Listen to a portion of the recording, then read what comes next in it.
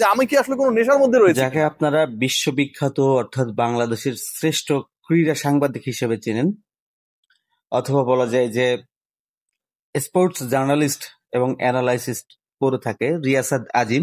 ভুলটা দেখেন কোথায়? তার মতো একটা সিনিয়র সাংবাদিক সে কিভাবে এতটা ভুল করতে পারে, সেটা হচ্ছে না জেনে বা না বুঝে একটা প্লেয়ারকে কিভাবে তার ক্যারিয়ারটা কিন্তু হুট করে ধ্বংস করে দিচ্ছে। সে চাইলেই কিন্তু ধ্বংস করে দিচ্ছে, আবারও সে চাইলেও ঠিক করে দিচ্ছে। এটা আপনারা কিছুক্ষণের ভিতরে দেখতে পাবেন। আমি আপনাদেরকে ডিসপ্লেতে শো আপ করবো যে আসলে রিয়াসাত আজিম সে কি বলছে।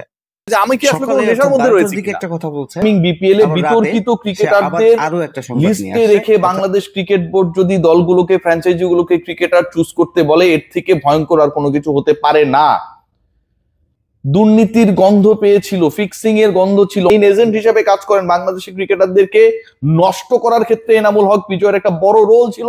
করে দেওয়ার জন্য কিন্তু রিয়াসাত আজিমের মতো একটা সাংবাদিক তার পেজ থেকে অথবা তার ইউটিউব ভেরিফাইড চ্যানেল থেকে যদি এ ধরনের সংবাদ প্রচার হয়, অবশ্যই এটা খুব খারাপ একটা ইফেক্ট পড়ে সেই প্লেয়ারদের উপরে এবং তাদের ক্যারিয়ার। ইয়ার্স আফটার আপনি একটা পার্টিকুলার টুর্নামেন্টে খেলতে দিলেন না, এবং সেই টুর্নামেন্টে খেলতে না দেওয়ার কারণ আপনি তাদেরকে সন্দেহভাজন ফিক্সার হিসেবে হিসাব করছেন, মনে করছেন এরা ফিক্সিং এর মতো কর্মকাণ্ড করতে পারে। করার চেষ্টা করতেছে। তার ধারাবাহিকতায় আমরা দেখতে পাচ্ছি আওয়ামী লীগের আমলে যে ক্রিকেট পরিচালক হিসেবে অর্থাৎ ক্রিকেট সংশ্লিষ্ট কাজের সাথে নিজেকে জড়িত রেখেছিলেন, যেমন মিঠু যাকে বলে, আবার লিপু নির্বাচক লিপু যার কথা না বললেই নয়, সে তো হাস্যরসিকতার পাত্র হিসেবে পরিণত হয়েছে, ইতিমধ্যে আমরা দেখতে পেরেছি।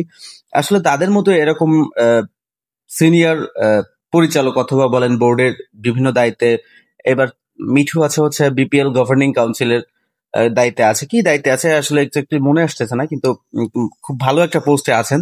কিন্তু তার থেকে যে বিতর্কিত যে কমেন্টস গুলো আসছে বা সে যেগুলো দিচ্ছে, এটা আসলে খুবই দুঃখজনক। এমন ভাবে কারো কোনো ক্রিকেটারকে আক্রমণ করা বা ক্রিকেট না বুঝে কথা বলা কোনোভাবেই ঠিক হচ্ছে না। আমার যেটা মনে হচ্ছে তাদের ন্যূনতম ক্রিকেটের কমন সেন্স অথবা জ্ঞানটুকু নাই, যেটা দিয়ে তারা ক্রিকেট আসার মতো উপযুক্ত আমার মনে হয়।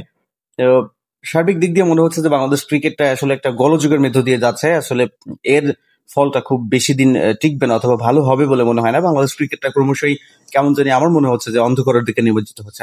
ধন্যবাদ সবাইকে, ভালো থাকবেন, আল্লাহ হাফেজ।